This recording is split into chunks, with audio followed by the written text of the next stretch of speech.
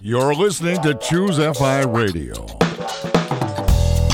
The blueprint for financial independence lives here.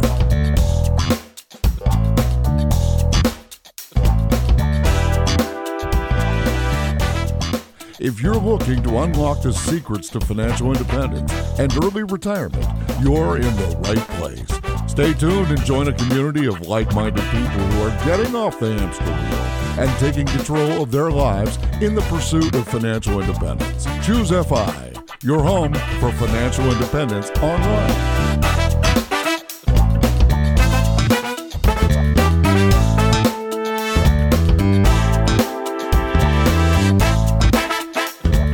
Hello and welcome to the show today, guys. So much to dive into with this past week's episode, talking about this incredible concept of what Bradley did, making the case for part-time, and really, honestly, even probably more relevant for our community, creating your dream job. I think this is going to be a very valuable conversation. To help me with this, I have my co-host Brad here with me today, who over the last week became a BBC superstar. Wow, that's quite a lead-in. Yeah, it's been a... But wait, let me just set that up. You were featured on a short 2.5-minute video on BBC. It's been viewed over 1.4 million times and was the most watched BBC video for over 3 days on bbcnews.com. Yeah, that sounds about right. That's hard to wrap your mind around, honestly. Yeah, I think it's up over 2 million views at this point, and it was the most popular video on the BBC worldwide for 2+ days. Yeah, it's crazy. I mean, I guess it speaks, though, Jonathan, to the power of FI, to the ability to not need to work in your 30s, which was the title they come up with. And I think this resonates with people. It really does, seeing a normal family. And that was what was cool about it. And we'll link to this in the show notes. But I mean, it was just me and my wife and my daughters and just showing how we're living. And when you see the simplicity and the normalcy of a family like that who has really turned their lives upside down in the best possible way and kind of taking this step off the hamster wheel, people can see that and say, wow, maybe I can do that too. And you know what's interesting about this is it was a lot of what you just said, but the title of the clip was, and this is barely clickbait. I mean, it's barely clickbait. We stopped needing to work in our 30s. When someone clicked on that, they got a 2.5-minute video on the basics, the very basics of the why of FI. And honestly, Danny said this to me when she watched it. Laura, your wife, who was featured in that little clip with you, was the perfect messenger for what this is about. And this wasn't like this, hey, check out my Tesla in my garage and all my cool stuff. This was a fact that this normal family with normal income was able to achieve something remarkable by looking at the problem just slightly differently. And I mean, just as an objective viewer of this, I looked at it and I said, you guys encapsulated what we are trying to convey so perfectly in that 2.5 clip. And it is a compliment to you and Laura, but it's also a compliment to the fellow that put this video clip together, this journalist that put it together, because it feels authentic. Yeah, it really did. And it's a funny story, Jonathan. Actually, the guy who did put it together is Glenn Anderson, and he's an old friend of mine from high school. I hadn't spoken with him in about 20 years at this point. He heard about FI and saw me posting on Facebook, or somehow ended up in our Choose FI group and decided to do this little feature for the BBC. And yeah, I mean, it came out as well as I could have possibly hoped. And Jonathan, it's cool. I actually didn't mention this to you, but I got a LinkedIn message yesterday from my old college roommate who he's like, congrats on the BBC feature. I was just sitting here in Tanzania scrolling through BBC on my phone and was like, wow, that's my college roommate. Like what a crazy world, right? Well, 6 billion people on the planet, 1.4 million of them, now 2 million stopped by to check in and see this video. So, I mean, the fire is absolutely spreading. I think part of the appeal of this community is that these are normal people making slightly unconventional choices and stacking enough of those together to get a radically different result in a short period, like 10 to 15 years. And when you see one, you're like, wow, that's cool. I probably couldn't do that.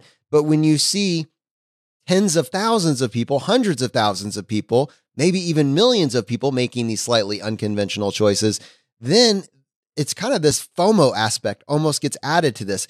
Oh my goodness, I need to wake up and do something better. Oh my goodness, I need to make some changes. Oh my goodness, you don't know what you don't know until you do. It's time for me to start educating myself because they didn't teach this to me in school. This isn't something that's been passed down from my parents. I need to be the one to take accountability for my family and my family's future. and I want to get started now. And frankly, videos like that, media coverage like that, make it easier for the uninitiated, for someone that's never heard about this, someone to look a little deeper, and for people that are finding this community. And Brad, just kind of inside baseball on this particular clip. Last thing I'm going to say about it, people that have been following our show for a period of time know that we talk about Golden Boy, your car, virtually nonstop. It gets a mention almost as much as your local community pool.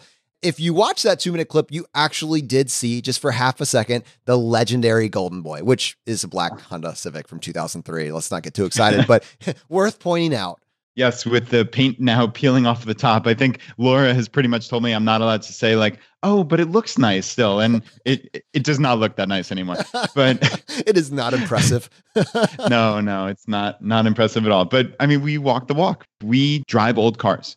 We don't value new expensive cars we barely drive, honestly. I mean, Laura and I are both here most of the day. We go on little errands in our couple mile radius. I mean, what do we need new cars for? But Jonathan, I actually do have another little interesting kind of maybe frugal win of the week, we'll say, car related. So I mentioned a couple weeks ago how my windshield had a crack in it that expanded and I needed a new windshield. So I was going to go to Safelite and it was a $400 replacement fee. I'm like, this is crazy. So I posted in the Choose a Vi local group here in Richmond, and my buddy Blake gave me his contact, who him and his dad have used for literally decades at this point. And this guy, Steve, was amazing. He came out, it was like less than half price. It was under $200. So now Laura's car has picked up, evidently, it seems like the seal on her windshield has come loose because she now has like water and ice on the inside of her car, which is not a good thing at all, needless to say. And this guy, Steve, came out again this morning and just talk about an upstanding person and just, you found the right person when they give you honest information that isn't self-serving. He's like, who did you have install this previously? I can tell this isn't the original windshield. And I said, oh, it was Safelite. And he's like, get in touch with Safelite this morning. This is definitely covered under the warranty. So there's a lifetime warranty evidently on the seal. He's like, they will come out and fix it or replace it for free under that warranty. You do not need me. I could stay here and do some work. I just want to clarify. So he came out to your house, but then knowing he's walking away from money, told you that you could go back to this other place and get it done for free. How amazing is that? Do you have him on the recommended service providers list in the local group?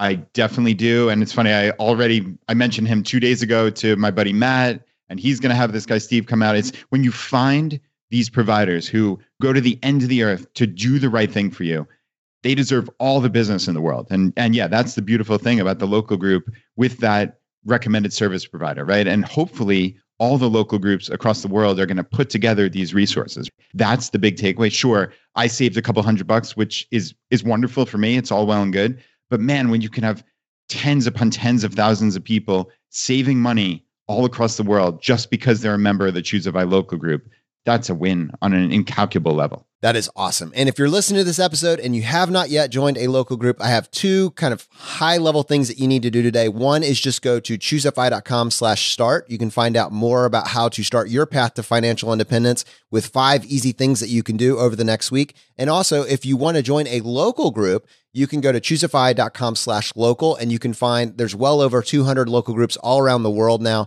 You can find a local group in your area, find a community of like-minded individuals.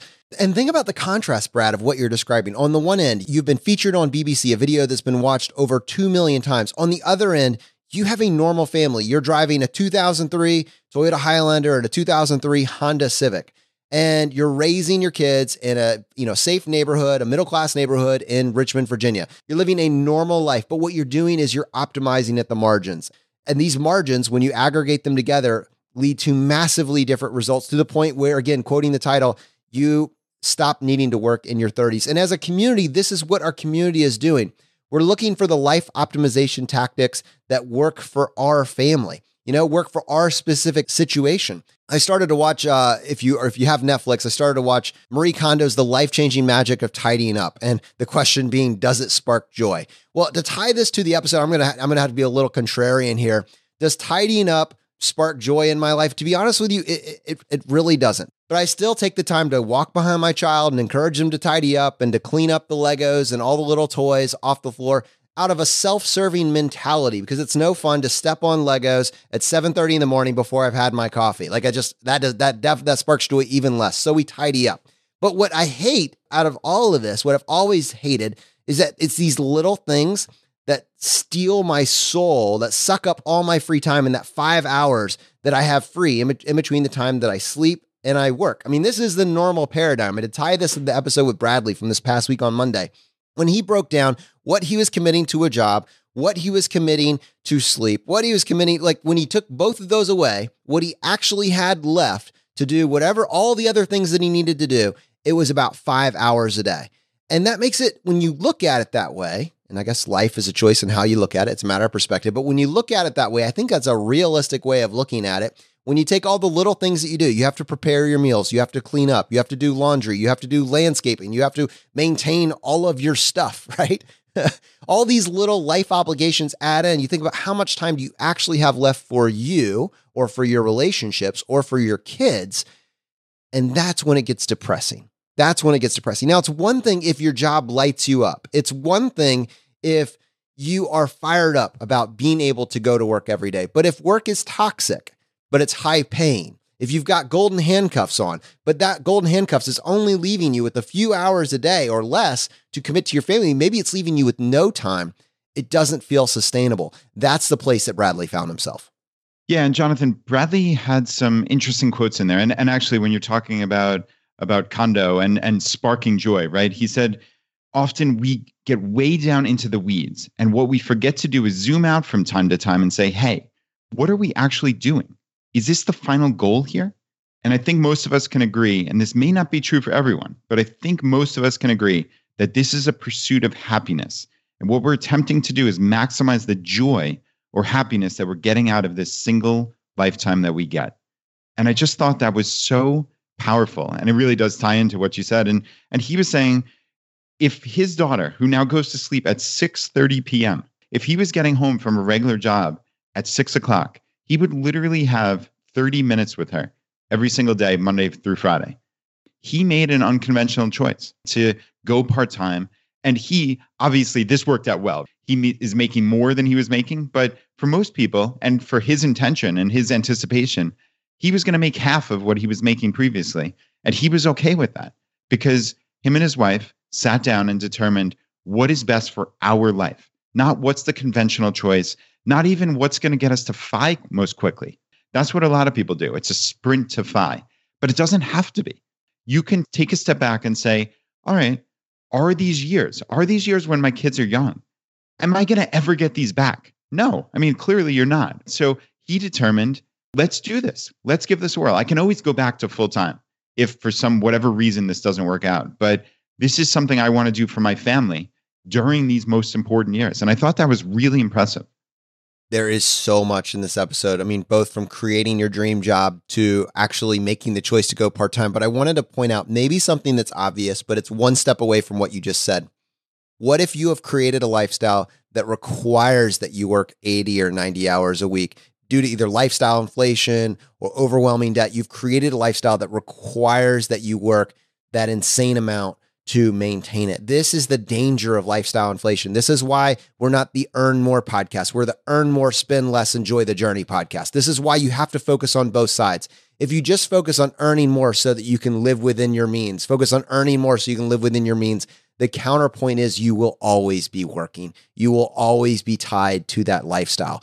Bradley's point, and this is the part that's so critical, by reeling in the lifestyle inflation, by controlling your expenses, it gives you options that you get to make value choices that are based on your best interest. If Bradley's life cost $140,000 a year to maintain, he couldn't have done this because he had the 2 new cars, because he had the massive house, because he had the vacation home, because he had the boat, because he had all the trappings of someone in life who has made it.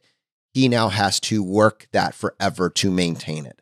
And that's, quote, living within your means, but it's not getting ahead. If you can then focus on value, if you can reprioritize that, if you can crush your expenses, ruthlessly optimize for value, find a lifestyle that serves you, and do that for less, you can then make decisions like he was able to make. And this is when he talked about the power play, right? Think about the power that it gives you when you're not operating from a place of how am I going to pay the bills because I have all of this outstanding debt, you can then be aggressive with the jobs that you pursue, the opportunities that you pursue. And in many cases, I've seen this personally, and I've certainly seen it in other people's lives. When you're in that position, you end up making more. And someone might say to themselves, well, that's not fair. And I can't address that component, but I can say that I've seen that over and over again. So if I can't control the fairness of that, what you can control is looking at what other people have done and seeing if there's an aspect of that that you can emulate in your own life to get a similar result. And Jonathan, what's funny about an interview like this is we spent maybe 15 minutes, maybe 20, talking about Salesforce, which I had heard of the company before, but we had no anticipation that we were going to talk about this during the podcast. But it was just so interesting. I could feel myself actually leaning in when I was re-listening to it because it was just the perfect FI hack. Bradley found this job. It wasn't what he went to school for necessarily, but he came out, he was making $40,000 a year. And what did he do? He worked really hard at his job. Like, this is like a novel thing. What's funny, he described what a normal workday is for someone sitting in an office. You take a little break here, you walk around the office, you have lunch for an hour, you talk to your coworkers. But what did Bradley do? He sat and worked and got additional certifications and learned. He said he outpaced his peers because he, quote, actually worked from 8 a.m. to 5 p.m. He studied materials to get certifications. This is really cool. And it put him in a position where he had a lot of value. And when he decided to make this leap to potentially go part-time, he said, quote, you need to be in a position where you have nothing to lose, right? And that's the beautiful thing about FI. This is the prototypical FI story. He gained on his talent stack to the point where his $40,000 a year job turned into well over $100,000 in just a few short years by his early 20s, just because he worked hard. And who does that keep in mind? Bonnie Truax from episode 115, where she talked about she had this insane talent stack that she learned on the job. She had nothing to do with her IT job that she first got, and she eventually rose to be a director of IT because she worked hard. Deanna from episode 106, she talked about this as well. When she got back on her feet and got her first job, she's been getting, instead of the 2 to 3% raises, she's getting multiple double digits because she works hard, and people want those employees around who are bringing outsized value. So that's what Bradley said here. He was in this position where he had nothing to lose. And also, people are open to interesting and uncommon ideas, right? And Jonathan, you mentioned Office Space, and that's exactly what I thought of too. People are intrigued. What hiring manager has ever seen a guy like Bradley come in and pitch this random idea that I'm going to do basically my full-time job, go really, really hard from 8 a.m. until noon every single day, but I only want 50% of the income, right? He's that's like a force crazy, of Jonathan. nature, man. It's insane. It really is insane. So, I mean, it's just an impressive story. And Brad, I want to spend a few minutes thinking through the stepwise process that Bradley actually implemented to pull off this incredible career hack. I mean, that is ultimately what we're talking about here. And I love that when you were kind of going through some of those other examples, you're laying the pattern, we're building on this. So you see the consistency, the principles work. You see them implemented, every single time. And actually, just funny little inside baseball here. We use our episode numbers to point people that are maybe the first episode they've listened to is this one with Bradley, and they want some more context. It's kind of like, hey, if you enjoyed this and you want more of this type of information, go listen to these other episodes. Apple Podcast actually told us, hey guys, can you take the numbers out of your titles? And to which we were basically like, absolutely not. We use those episode numbers to point people back to other episodes that build in these concepts. It's the most critical part of our entire infrastructure, is being able for you to easily go back and find other related content. Back to career hacking. What did I see him do first? First, I saw him leverage recruiters. We heard about this very recently, episode 115 with Grant from Millennial Money. He talked about how recruiters, looking for incentive alignment, recruiters' incentives is to get you to move from your current job to a new job. And in order for you to make that jump, you're going to need to be making more. So are you leveraging recruiters? Is that a viable option for your industry? That was huge. He leveraged that. And then what did he do? He actually took a slight pivot on that because he didn't want the offer that the recruiter had. He wanted a custom offer. He said, I need to get in front of a person that can actually make a decision. So then he figured out, what is my unique selling proposition? Well, first of all, I am 100% intensity. Like when you have me, you have me. This isn't coffee breaks. This isn't casual, going out for lunches, walking around the block, everything else. I am 100% focused. So he got in front of this decision maker and said, wow, you could pay me half as much and I am going to be twice as efficient. I mean, this is just a win-win, and they could see it. It was obvious. He created a situation where there was nothing for the employer to lose by to be willing to try this. And then in his own place, he was able to put these audacious requests out there because he personally had nothing to lose. Once he had a few of these under his belt, he essentially had created a consulting practice, and then it was easy for him to slowly start creating, essentially his own business, start an LLC. Like if you think through his stepwise process and break it down into its individual parts, he didn't start by starting his own business. He started by his work ethic, and then he learned how to package that and sell that to a decision maker. So many of us can lean on this. And I think when you tie that to the fact that this exact example, Salesforce is an option for people that don't want to go down the coding route. And if you think about it, Brad, we have been trying to build a portfolio of careers that might appeal to people in different places. Because while some people have the dream job and they just need to optimize it, how many other people say, my biggest struggle is just frankly that I can't frugalize anymore. I need to earn more. And so for those individuals, in one episode, we're not going to be able to cover every option, but over the next 5 years, 10 years, we are going to be able to document hundreds of different examples. So someone can move from their current financial picture and drastically change it. And then what happens once they've done that, they can then share with us their journey. And then we can then repurpose that and use that to encourage other people on their own journey. That is what this looks like. Position yourself for information that has the ability to transform your life. Yeah, I hear you. And we're always looking for these outliers, which is why I think we spent so much time on Salesforce. This sounds like something that other people can replicate. We saw Nasima in episode 112, where she said you can be a nurse with an associate's degree and make well over 6 figures in the Bay Area. That's something cool. That's just, while that's not applicable to everybody, that is a neat thing to just mentally file away. Or Robert Farrington in episode 89 talked about how he was a store manager at Target and made, Jonathan, do you remember? It was like $180,000 or something like that. And he said very close to 200,000. Yeah. Yeah. And like that is not abnormal. So that's the beauty to me of crowdsourcing is you get these ideas and then people say, okay, well, maybe Target isn't going to work for me, but maybe Walmart will, or maybe some other store. These are applicable. And that's the beautiful part about this is you take lessons from these guests and you see how you can apply it in your own life. And Brad, this next voicemail that I want to play is from Alyssa. She had a question and feedback on the particular episode. And I think really she's setting us up for, it's kind of going to be like a guiding light for us going into the future. So with that, let me go ahead and pull this up. Hi, this is Alyssa, the military spouse. I've left a message before, but I just wanted to keep talking to you guys.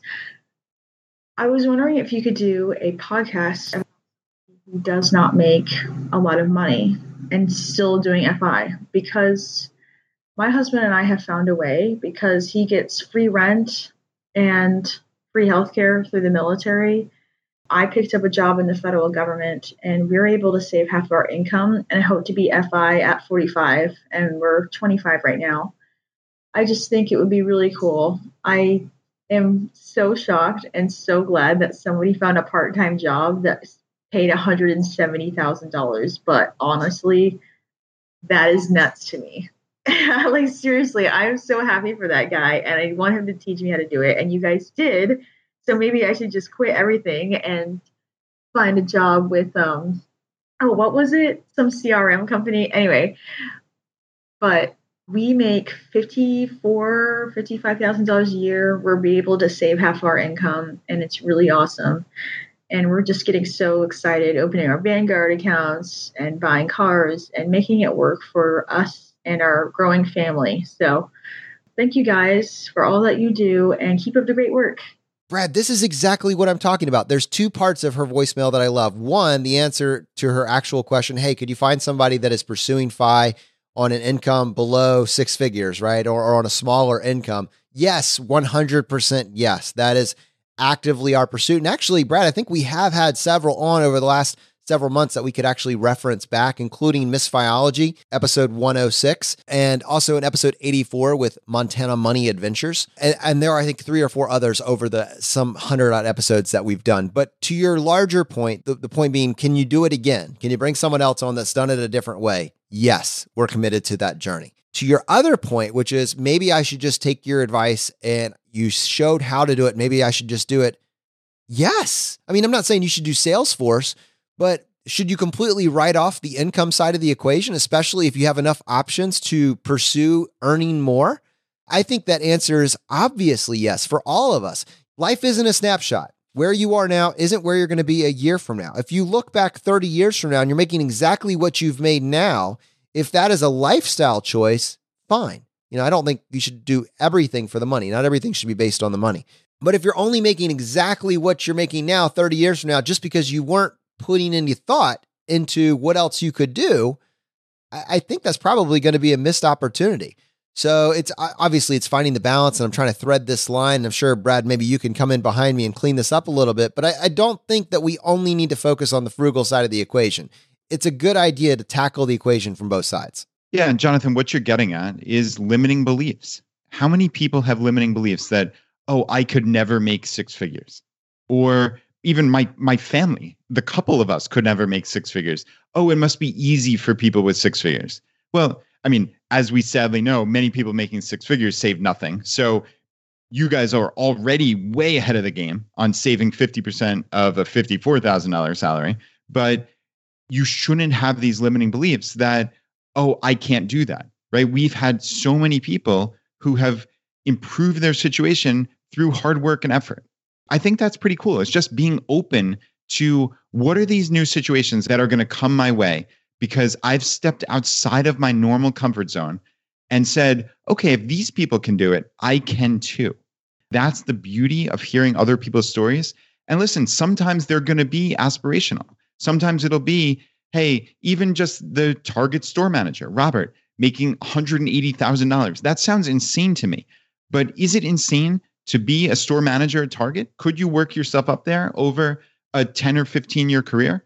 I don't think that's impossible at all. But now it's aspirational because you know that that's real and there are other people doing that. So again, Jonathan, to me, that's the power of a story, right? Absolutely. And honestly, there's so much here. I mean, if you're telling us that you have already figured out how to save 50% of your income on a salary that is below $60,000 a year, you've already figured out the hard part. I mean, honestly, so many people would look at that and say, well, that's impossible. I could never do that, so I can't do this. You've already figured out the hard part. So if you look at it that way, how are you going to view the world? If you look at it that way, I've already done the hard part. Now all I need to do is focus on increasing my income. And because we already have combated lifestyle inflation, because we've already crushed the frugal side of the equation, when we do earn more, the inevitable win, not if, but when, it's going to go so much farther. So I am grateful for you for calling in this voicemail and sharing it with our community. And I just wanted to point out for maybe many people that haven't gone actually to our website, there's a lot of you that actually do go to the website and look at the show notes there and listen to the episodes on the page. But for this episode, we created incredibly extensive show notes for this particular episode so that if you wanted to work through and get a system for what Bradley did and how you can replicate that, you will be able to do so. If you want to access the show notes for this episode, just go to choosefi.com/117, choosefi.com/117. And actually, we're committing to doing these more detailed show notes from here on out. So for every Monday and Friday episode, when you hear something incredibly actionable, just go to the website, find the latest episode, and you're going to be able to dive in and get all of those actionable details in full on depth every single week from here on out. If you want an easy way to find the show notes or the show link, if you're listening to an episode that you want to dive into more, find more resources, from here on out, you'll just be able to go to choosefi.com and just throw the 3-digit number in there. So if we're listening to episode 118, 119, whatever, just go to choosefi.com/118. and it'll take you to the show notes for that page. All right, Brad, I thought we could take a few minutes and actually bring in some feedback that we got on this episode from our community. And Kenneth on Facebook said, this episode resonated with me more than any other Choosify episode. I've been struggling to figure out how to cut back my hours and spend more time with my 2 sons who are already 9 and 6. I feel like their childhood is slipping through my fingers. As an aerospace engineer, I've never been able to negotiate or find part-time opportunities. I would love it if the Choosify community could come up with a repository of ideas similar to what was discussed in the show. I would gladly leave my six-figure income behind to change careers and work part-time from home, making enough money to support my family. Brad, Kenneth gets it. This is exactly what I'm talking about. One idea isn't enough, right? Because this exact idea is not going to work for everybody that listened to this episode. But now I would say we consistently have like 5 or 6 of these ideas. And over the next 12 to 36 months, I suspect that we will have 50 plus, if not more ideas, either mentioned in full on Monday or mentioned, explored on a Friday episode. We're going to be able to put together a portfolio. And then what we can do after the fact, and we're already doing this, is figuring out how we can bundle these together to create a portfolio of ideas, exactly like Kenneth is describing. Yeah, Jonathan, Kenneth is certainly kind of reading my mind here, right? I mean, this is what I talked about 10 minutes ago, which is putting together this crowdsourced information, because you and I can't do this. We can maybe head this as figureheads on some level, right? We can say, okay, every local group should have this repository of local service providers. And hopefully the local admins and people in that group will put that together. And also we're trying certainly in our best way to put together lists of college hacks and career hacks and all these things, just aggregating this information. So I think that's something you and I have said, this is a big focus of ours in line with these local groups, is how can we get this information so it's ultra valuable on a day-to-day basis for members of the Choosify local groups. I think that is the key, is really making this so everybody can get the best information from all the other members of Choosify at their fingertips. Vince says, I have a question for my tech professionals. I'm a sales manager at a growing company. We just found out that by year's end, 40% of the workforce is going to be cut and the work's going to be automated. Basically, I'm looking to get ahead of any fallout and learn Salesforce. I want to stay with this company and see this as a way to do so and also learn a relevant skill. I don't have much tech experience, but I do work on Salesforce daily. I've already looked into the trailhead path of learning this new skill. My question is, how feasible will it be for a rookie to learn Salesforce in 6 to 9 months' time? And what is your experience being a Salesforce admin? Tons of feedback on this particular episode. This is a community of people that is doing this. Bradley is actually in our Choosify Facebook group. So regardless of which path you end up taking, whether or not it's going to be something in Salesforce, something in coding, something in the trades, nursing, there are individuals that are already in this career path, already well on the path to FI. This isn't a competitive thing. This isn't a scarcity mindset. This isn't when you get this job, someone else loses it. This is someone that has leveraged this outlier event to achieve remarkable results and is willing to put a hand back and come alongside someone as a mentor and tell them what it is they figured out. You can help yourself and your family move to a better place if you start looking for these opportunities and start making decisions that change something about your financial picture. If it's not working right now, we're going to have to change something if we want to get a different result. Let's start looking for these opportunities and taking action. B says, I'm currently pursuing my Salesforce certification. I've been working as an accidental admin for 2+ years, and it really can be done without any tech experience. For the Salesforce admin path, they emphasize clicks, not code. They are also a great organization overall. Their annual conference, Dreamforce, is amazing. They have this 1-to-1-to-1 pledge where they pledge to give 1% of their time, product, and resources. A part of that includes the offer for nonprofits to use Salesforce for free for up to 10 years. I am currently doing a blend of Trailhead and Udemy class, which you can buy on sale for $10.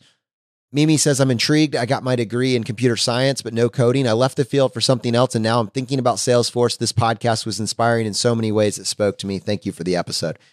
I think that over the next 6 months, tens of thousands of people heard this particular episode. Hundreds of thousands of people will listen to this episode over the next year or so.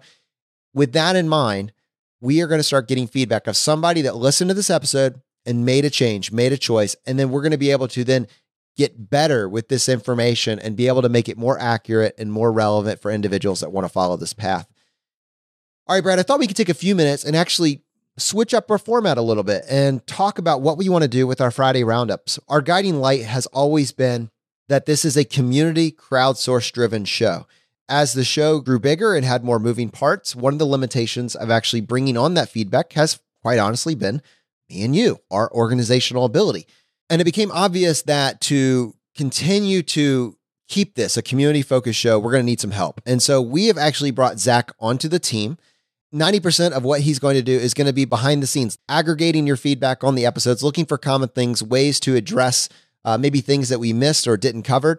He's also going to be taking your questions and finding a way to get your questions on the show. And so with that in mind, he's actually going to be joining us on our Friday Roundup to mention some of the questions from the community, both on Facebook and Twitter and the blog over the last week. And so, yeah, with that, Zach, for the first time ever, welcome to the Choose FI Friday Roundup.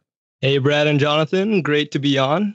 Yeah, Zach, we are super excited. This is going to be a big level up for this podcast and the community. There's so many essential pieces of feedback that we're getting, amazing threads in the Facebook group that Jonathan and I are just missing. And now with you on the job and trying to find these gems for us to talk about here on the podcast, like I said, it's just going to be a level up. So very, very excited about it. And yeah, let's get into it. What's the first piece of feedback or questions we have? All right, guys. So we got a question from Tito on the Facebook group, and he says, I am going to be doing travel rewards at the end of the year. The problem is I don't spend a lot of money each month. If I made a large purchase and returned the item, would that count towards the amount I need to spend? I live in an area where I cannot pay my property tax or most utilities with a credit card, so I can't use that option. Yeah, I think I can pay my property taxes with a credit card, but they charge me like a 2-point-something% fee to do so. So I'm always like, I don't know if I want to do that. All right, Brad, what do you got for us, man? Yeah, no, that's tough. And I agree with you, Jonathan. There are many items that you can put on a credit card, but you might get charged a fee. Like I've heard people even putting their daycare expense on a credit card, and some get hit with a fee, some don't. So I would say investigate, and that's obviously one random little anecdote here, right? I would investigate any payments you make in life and see, are there ways to use a credit card, hopefully with no fee or with a minor fee?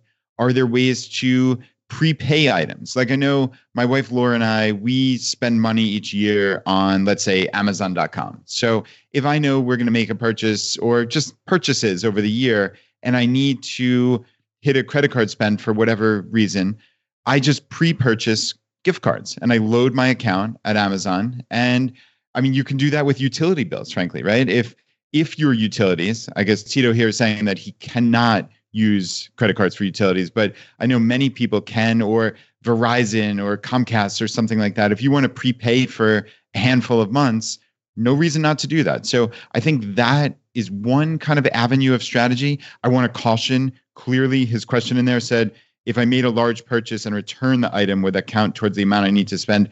Absolutely not. You cannot game the system in any way. No one is advocating that. Please do not do anything like that. It will not count in any way, shape, or form. So these are legitimate purchases that you need to make on that credit card in the allotted time. So many credit cards will be, let's say, spend $3,000 in the first 3 months and you'll earn X bonus, let's say 50,000 airline miles or some such.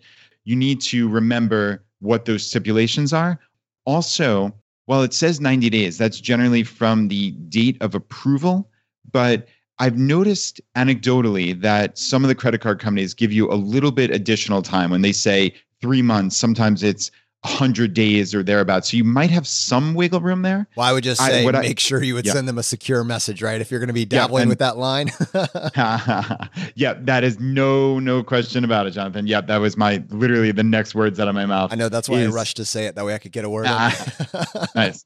Yeah, sorry, I go on and on about this travel word stuff. But obviously, Tito, on the one hand, it's great from a FI perspective that you don't spend a lot of money. But the short answer might just be, if you've investigated all of this and you just can't come up with enough spend to hit these requirements, then travel rewards is just not going to work right now, I would say. So again, that said, there are some requirements that are minimal. I've seen spend $1,000 in the first 3 months for some credit card bonuses. Now, they're not going to be, in many cases, the most lucrative ones, but they're still pretty darn good. So look into that. Figure out what you can spend. Is there some random large expense that's coming up in the near future that, okay, maybe we normally spend $500 a month, but we're going to spend an additional $1,000 or something. And that might put you in a different echelon where you could hit a different credit card bonus. So yeah, I mean, those would be all my considerations. And Brad, practically, like for me, what we have been able to do is we can front load our grocery spends. Guess what? You are going to be spending money on groceries, next month and the month after the month after. If you figure out a way around that, maybe sustainable gardening at home, and you get to the point where you don't need to buy groceries, then more power to you. But for most of us, 99.9% of us, we are going to be purchasing groceries. So in our case, just look at where you go. And we spend a lot of time at Costco, a lot of time at Wegmans. In Costco in particular, I know you can get Costco gift cards, no problem there. You can definitely use that for your minimum spend. And then basically you're just front loading some of your spending, no fees attached to that. Another one that I figured out is our auto insurance. We use USAA. And while normally I just pay my auto insurance month to month, if I am trying to hit a minimum spend and don't believe that I would get there just with normal spending, you can front load all of your auto insurance onto your card. Again, no fees attached. Your mileage may vary. See what I did there? But it's going to depend on your insurance provider, your auto insurance provider. I suspect, though, there's a high chance that you will be able to front load your auto insurance. So 2 ideas. Hopefully that is helpful. And thank you so much for the question. Oh, so Jonathan, this in terms of life optimization, right? And trying to get a little bit better. I have a question for you. So I know USAA is fantastic with charging minimal fees and such. So this might not apply to you, but I know this will probably apply to many people, is when you talked about paying monthly. Generally, there are additional fees that you pay monthly, just like for your regardless of whether you pay with a credit card or bank draft or whatever it may be.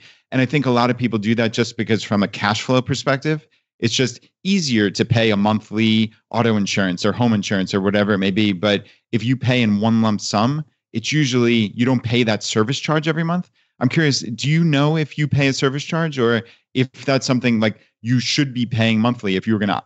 Is that something you should be paying yearly if you were going to optimize to the utmost? Yeah, USAA is awesome. I'm 99.9999. Basically, I'm totally certain I'm not paying fees on my auto insurance, but I will now be going back to double check, because if so, I've been making a major life mistake this entire time.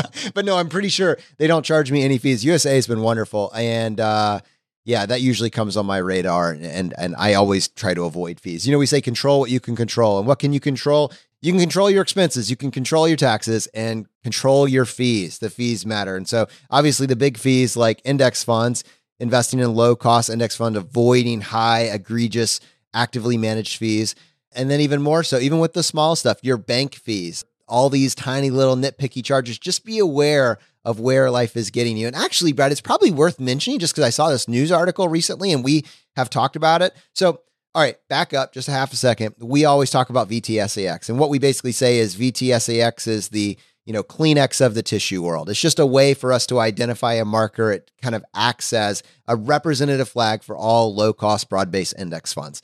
But certainly other companies have great low-cost index funds like Schwab and Fidelity. And over the period of the last 2 years, due to different life circumstances and opportunities, I have ended up with low-cost index funds at all 3 of these branches. My 401k is with Schwab. Vanguard has my taxable accounts, and Fidelity is hosting my HSA. And Fidelity, over the last year, introduced a no-fee index fund, which was unheard of. It was a race to the bottom, but Fidelity jumped on the zero-fee index fund. And we had talked a little bit in a past episode about how it might not be quite as low as it looked because it wasn't quite as efficient from a capital gains perspective. And that was a particular conversation, but it's actually come on my radar recently that Fidelity is being investigated at the federal and the state level at some varying degree to look into some fees that have kind of snuck in and are being charged in ways that you don't even realize. Now, I'm not anti-Fidelity. I actually use Fidelity, but it was very interesting to me because we were making the case that, we are very partial to Vanguard. Vanguard may not be the lowest, but we trust their motivations for doing it, just because of their background, their history. But that same goodwill, that same love may not be imparted to all of these other providers of low-cost index because it's a loss leader mentality. They're doing it because Vanguard did it. And that's basically it. If Vanguard weren't here, there's zero chance they would be doing it. And I'm curious, did you see that article and what were your thoughts?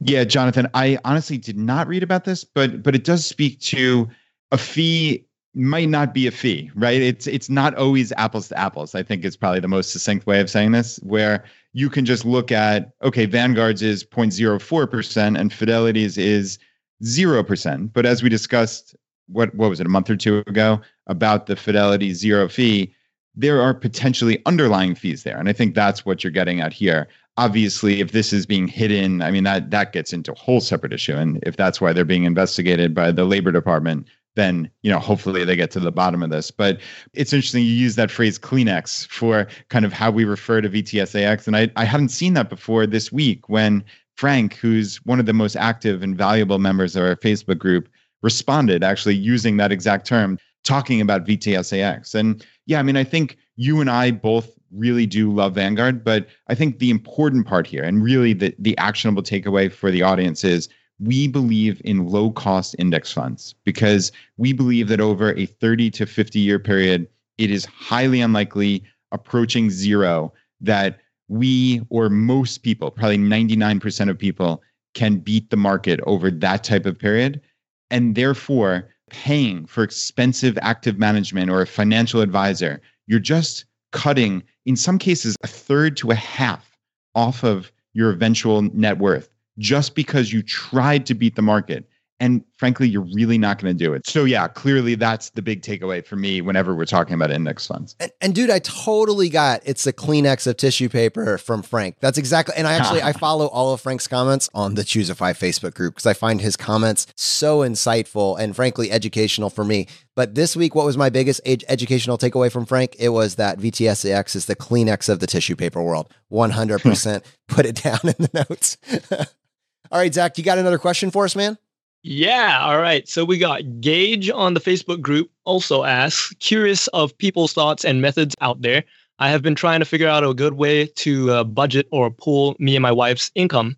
So for example, currently we have a bill account for our fixed expenses and we both add an amount each month that covers that cost. While the method works and is okay, we have been considering changing it up to something different, like a single joint account and a bill account. How does everyone else manage their accounts with their significant others? I love this. And actually, I want to give people that are listening to this episode a little bit of foreshadowing here. We are going to be talking with Gene Shatsky in one or two episodes. It's going to be episode 120. And we're going to be talking about this in depth. So definitely stay tuned for that. But I wanted to comment on kind of our personal iteration process. And I'd love to get Brad's feedback as well.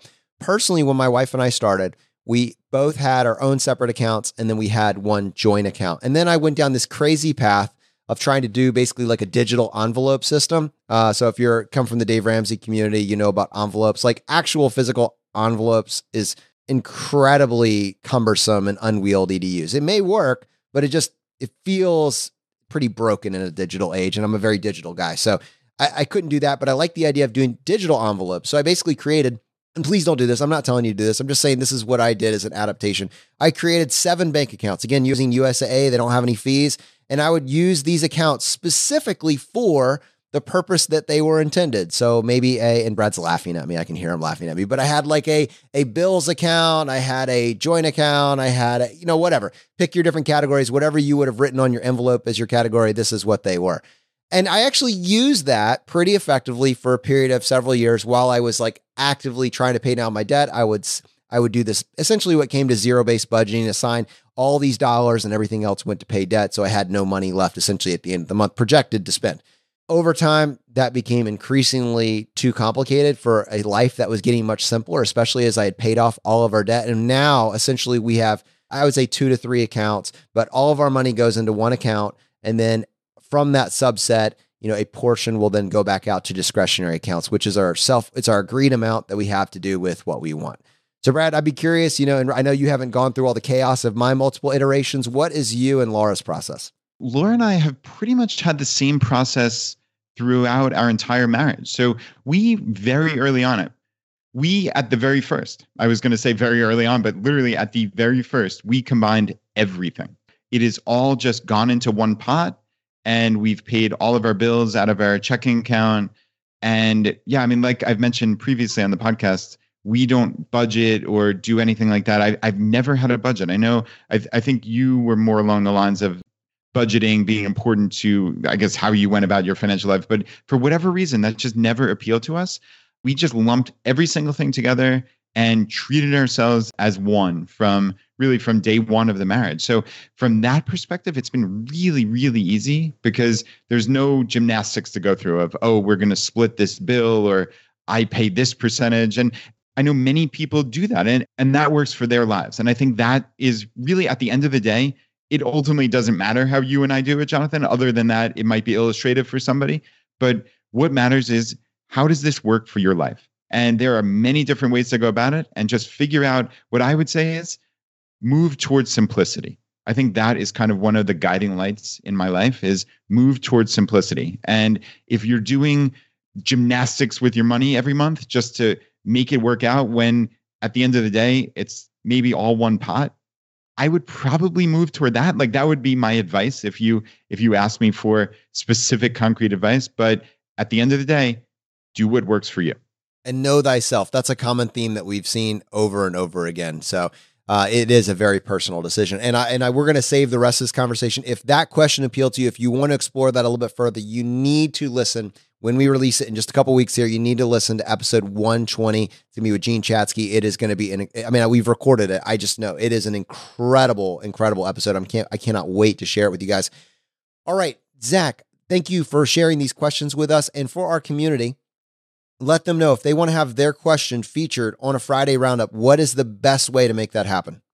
So if you want your questions on the show, tweet to us or make a post in the Facebook group with the hashtag mailbag. That'll just make it really easy for us to find your questions and make sure they get onto the show. All right, great. You can find our Facebook group. You can just go to chooseify.com/Facebook. And if you want to send us a tweet and have it included, 246 characters or less, something in that range. I'm not totally up to it.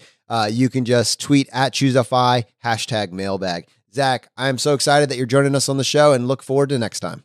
All right, me too. Brad, I thought we could take a few minutes and talk about some of the incredible cool events that went on over the past week and are coming up in the near future with our Chooseify local groups. The Houston local group, if you remember, they were going to meet up with Alan Donegan and help him put together a pop-up business school. That happened on February 28th. On March 23rd, a few of their members are going to be helping build a raised garden at another community member's home and have invited them to stop by and ask questions or hang out, doing a grill out, have some beverages. Going to be a very cool event for the community. The Tucson group had a casual happy hour meetup with Physician on Fire on February 28th. Portland is planning a March meetup with Big Earn from Early Retirement Now, who's going to be doing a Q&A on sequence of return risk. The date and location are going to be determined in the very near future, but if you are near or around the Portland area, definitely join the Portland local group to get information on that. The Honolulu group actually had a meeting this past week on the 5th. The Greater Baltimore group is having a Library Fi monthly meeting on the 16th of March with an optional lunch afterwards. Richmond is celebrating Pi Day with a meetup. Love the creativity and hope that I'm able to be there for that one. Chooseify Maine is having their first meeting on March 24th and is going to be discussing tax tips and optimizations for the Fi community. Brad, here's the part that's really cool. New Facebook groups over the last week. There is now a Calgary, Alberta, a Modesto, California, Hudson Valley, Daytona Beach, Winston-Salem, Ann Arbor, Bowling Green, Kitsap Peninsula, Morgantown, West Virginia, Little Rock, and St. George. We also got our North Dakota group started this past week. So now there is a local group in every single state in the United States. So we have the domestic country completely covered and it's spreading around the world. That is amazing. To see that many groups pop up in the last week, really, really cool. I hope when you hear these events, one of two things happen. One, if you're not involved with a local group, you go and you join our local community. Go to chooseify.com/local. And if you're in a local community and you're hearing about this event, you participate and enjoy the experience. And I hope you get as much value out of them as I do. Thank you so much for being a part of this community. All right, my friends, unfortunately, that is going to bring this episode to a close. Now, as you know, we like to finish every episode by doing a drawing for a copy of a book that we have found useful. And there's 3 books that we offer. The first is J.L. Collins' book, The Simple Path to Wealth. The second is Dominic Cortuccio's book, Design Your Future. And the third book from Vincent Puglisi, Freelance to Freedom. If you want to enter the drawing, all you need to do, just go to chooseify.com/iTunes, follow the instructions there, leave us a short written review, and then send us an email to feedback@chooseify.com, letting us know that you left a review and what screen name you left it under. We give away 1 book for every 5 written reviews that we get, and we announce the winner on the Friday Roundup. Brad, how many winners do we have today? All right, Jonathan, we have 1 winner today, and the winner is Genshin. And she called this podcast incredibly helpful and engaging. I'm a recent college grad who stumbled upon Dave Ramsey's podcast during my grad school education. I became incredibly focused on paying off my student loans after graduation, but found myself feeling lost when I did reach that 0 loan balance. After listening to the first episode of Chooseify, I felt a sense of direction stir up in me again. Thanks to this podcast, I'm actively developing what my best life would look like, financially, socially, and intellectually. Brad and Jonathan lead thorough but incredibly engaging discussions on ways to take control of our lives and live with intention. Hats off to both of you for developing such a wonderful, inspiring resource for those of us ready to reshape our lives for the better. It is so meaningful to have a community where people can share ideas on all aspects of finance, health, and general community. All right, my friends, the fire is spreading. We'll see you next time as we continue to go down the road less traveled. You've been listening to Choose FI Radio Podcast, where we help middle-class America build wealth, one life hack at a time.